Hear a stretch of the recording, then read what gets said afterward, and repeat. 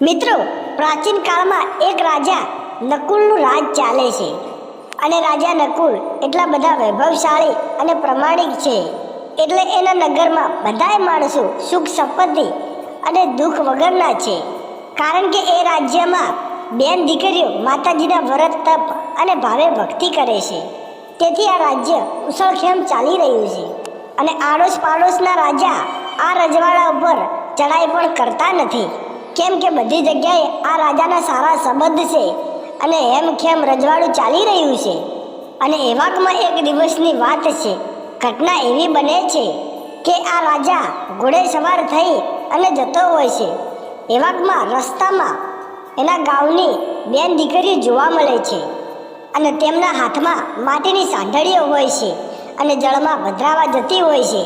ત્યારે રાજા પૂછે છે કે એ દીકરીઓ, તમે ક્યાં જાઓ છો અને આ સાંઢળીઓ કેમ બનાવી છે? ત્યારે દીકરીઓ કહે છે, અમે દશામાનું વ્રત કરીએ છીએ અને આજે દશામાનો છેલ્લો દિવસ હતો એટલે અમે નદી કાંઠે લઈને આવ્યા છીએ.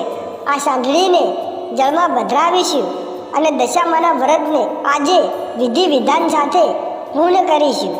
ત્યારે આ રાજા કહે છે કે દીકરીઓ, તમે આ વ્રત કરો છો તો તમને આમાંથી શું ફળ મળે છે? ત્યારે દીકરીઓ એટલું બોલી કે આ વ્રત કરવાથી સુખ સંપત્તિ વધે, પુત્ર પરિવાર વધે અને ધન સંપત્તિમાં ખોટ ના પડે અને ઘરમાં આવક વધે અને મનની શાંતિ રહે. આ બધું સાંભળી અને રાજા કહે છે, અરે વાહ, આ વ્રત કરવું જોઈએ. અને પછી રાજા અને પછી તેમનું જે કામ હતું એ પૂર્ણ કરી અને પાછો નગરીમાં આવે છે અને રાણી પાસે જાય છે. ત્યારે આ ઝરૂખામાં રાણી અને રાજા બેઠા હોય છે. ત્યારે તેમનો પુત્ર પણ આવે છે. ત્યારે 10 વર્ષના પુત્ર ઉપર હાથ ફેરવી અને રાજા કહે છે કે હે રાણી, આપણા નગરમાં બધી સ્ત્રીઓ બેન દીકરીઓ દશામાનું વ્રત કરે છે કે રાણી, આ વ્રત કરવાથી સુખ સંપત્તિ વધે છે, ઘરમાં બધે કંકળાશ જાય છે અને સારું રહે છે, તો આ વ્રત તમારે પણ કરવું જોઈએ. ત્યારે રાણી આ વાત સાંભળી ખડખડ હસવા લાગી અને કહે છે, તમને આ વ્રતની રીત ખબર છે? આ વ્રત કેવી રીતના થાય છે? આ વ્રતમાં 10 દિવસ નકરોડા ઉપવાસ અથવા એક ટાણું કરવાનું હોય છે, એટલા માટે આ વ્રત હું ના કરી શકું. ત્યારે રાજા કહે છે, હે રાણી, તમે એક વર્ષમાં 10 દિવસ આવું ના કરી શકો? ત્યારે રાણી કહે છે, ના રાજન, આ મારાથી ના થાય. અને તમને ખબર તો છે આપણા રાજ્યમાં કોઈ દિવસ ચોરી નથી થઈ અને આજુબાજુના રજવાડાના રાજા આપણા ઉપર ક્યારેય ચડાઈ નથી કરતા. આપણી પાસે આપણો વારસદાર છે અને આપણી પાસે ધન દોલતની કોઈ કમી નથી. તો પછી આ વ્રત મારે કોઈ કરવાની જરૂર નથી, એટલે આ વ્રત હું નથી કરતી એમ કરી અને રાણી ના પાડી દેશે. ત્યારે રાજો કહે છે કે રાણી, કોઈ વાંધો નથી, મેં તો મારા મનના વિચાર તને કહ્યા. પણ આમ રાણીએ દશામાનું વ્રતનું અપમાન કર્યું. તેથી દશામાં કૃપાયમાન થયા અને કહે છે, હે રાણી, તું તારા ઘમંડમાં આવી અને મારું વ્રત કરવાનું ના પાડ્યું અને તે રાજાનું દિલ દુભાવ્યું છે. રાણી, તું કહે છે કે મારી પાસે ધન દોલત અને રૂપિયા જાગીરાત ઘણું છે અને હું દશામાના વ્રત નહીં કરું અને તે રાજાનું તો રાજાનું પણ મારું દિલ દુભાવ્યું છે. તો હવે રાણી, તું જોઈ લેજે. અને આમ પછી દિવસો ચાલવા લાગ્યા અને દશામાં ક્રોધે ભરાયેલા હતા એટલે રોજમ રોજ નગરમાંથી ચોરીઓ થવા લાગી. ત્યારે રાજા રાણીને કહે છે કે હે રાણી, આપણા રાજ્યમાં અને આજુબાજુમાં રાજ્યોમાં ક્યારેય ચોરી નહોતી થતી, તો હવે ચોરીઓ કેમ થવા લાગી? રોજમ રોજ આ તો આવું ને આવું ચાલશે તો આપણું આખું નગર ખાલે ખટ થઈ જશે. પછી તો રોજ રાતે રાજા ચારે કોરે સિપાહીઓ ઊભા રાખે છે તોય ચોરીઓ થઈ જાય છે અને ચોર હાથમાં આવતા નથી.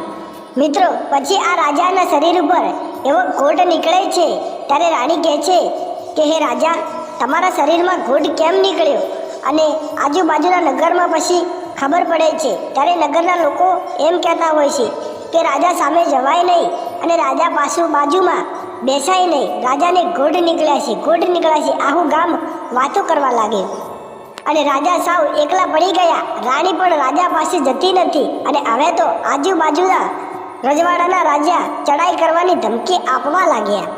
તેથી સમગ્ર પ્રજા કહે છે કે હે રાજા, તમે કોઈ માતાજીનું ભારે અપમાન કર્યું છે એટલે તમે આ પીડા ભોગવી રહ્યા છો.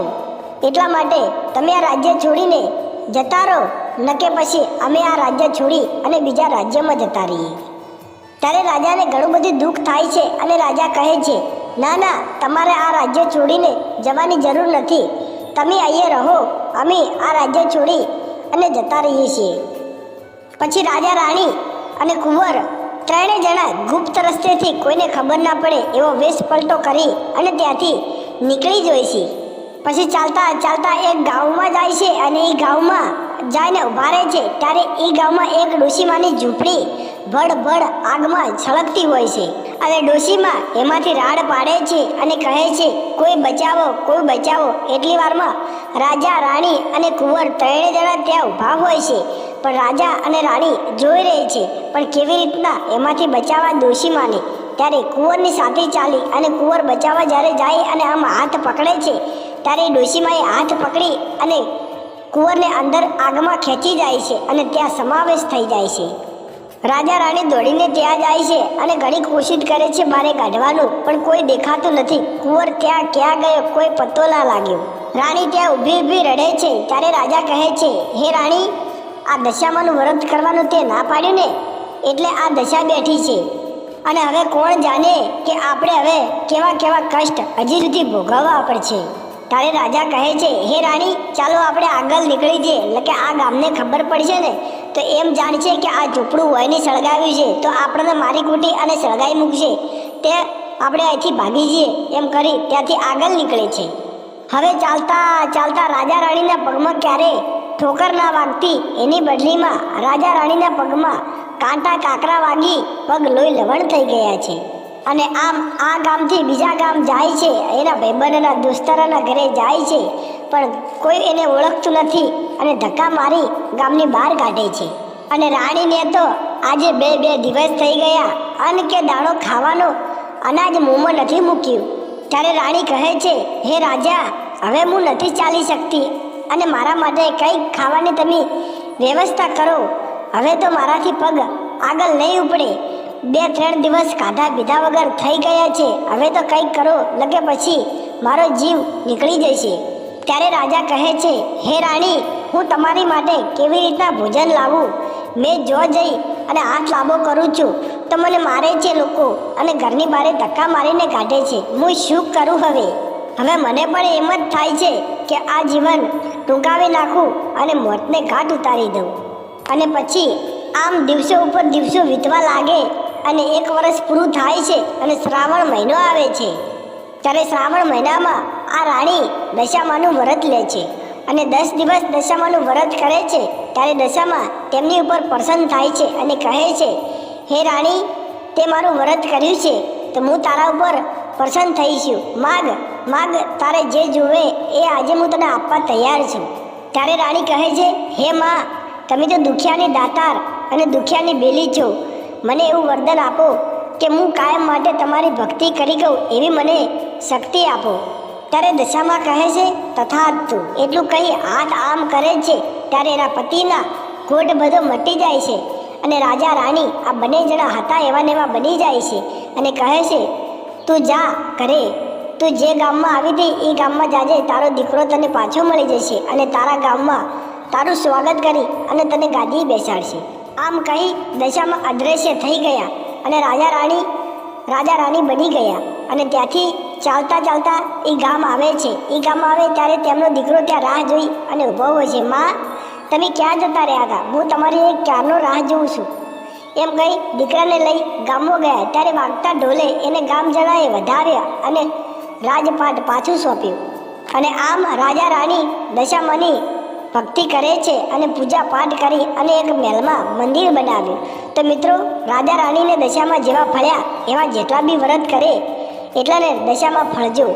તો મિત્રો, આ હતી રાજા રાણીની નવી એક વાર્તા. મિત્રો, વિડીયો તમને ગમ્યો હોય તો વિડીયોને લાઈક કરી, ચેનલને સબસ્ક્રાઈબર કરી રોચક વાર્તા ઇતિહાસના વિડીયો જોવા માટે ચેનલને આજે જ માં શક્તિ વંદનાને સબસ્ક્રાઈબર કરી દેજો.